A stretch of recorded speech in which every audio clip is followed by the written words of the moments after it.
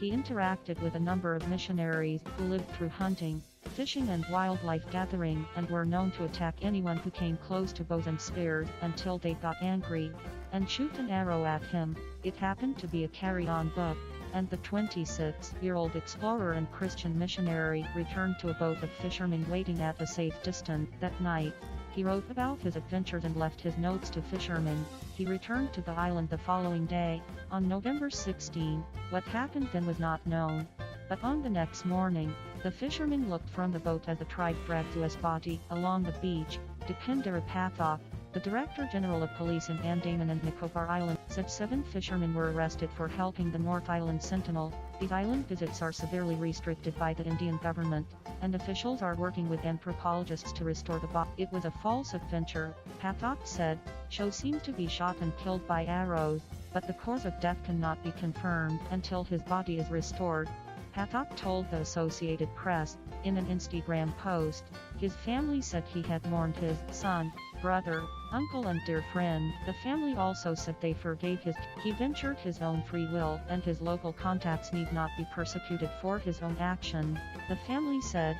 The authorities said Chau arrived in the area on October 16. This is not the first in the region. He visited the Andaman and Nicobar Islands in 2015 and 2016. The North Sentinel is part of the Andaman Islands and is located at. With the help of a friend, Chau hired 7 fishermen for $325 to take him there on a boat, also towing a kayak to Chau Island who had been to the island. Pathak said, after the fishermen realized that Chau had been killed, they left Port Blair, the capital of the Andaman and Nicobar Islands, where they had shared information with Chau's friend, who had informed his family. Pathak said, police accused 7 fishermen of endangering American life by sending him to a restricted area. One of Chau's friends, said the explorer, South Africa, before arriving in India. Casey Prince, 39, declined to discuss what Chau told him about his upcoming travel plans, saying he wanted to talk about if he is in danger. He is very aware of it, Prince said, recalling Chau telling him that he was bitten. The first two met about 6 years ago, when Chu was manager of the football team at Chu and the rest of the group went to South Africa to volunteer for a football development program and the established Prince of Social Sciences, the Ubuntu Soccer Academy.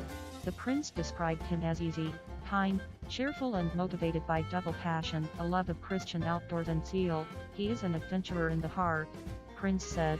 He loves creation and is out in it. I think that might have found and connected with God that way, and so deep.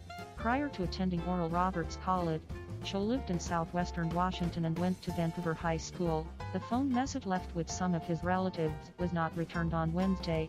He is a son, brother, uncle and our dear friend, Chau's family wrote in his Instagram post. For others, he was a Christian missionary, a wild EMT, an international football coach, and a mountaineer. He loved God, life, and he has nothing but love for the Sentinelese. Survival International, a tribal organization, said the killing should prompt Indian authorities to protect the Andean tribal lands.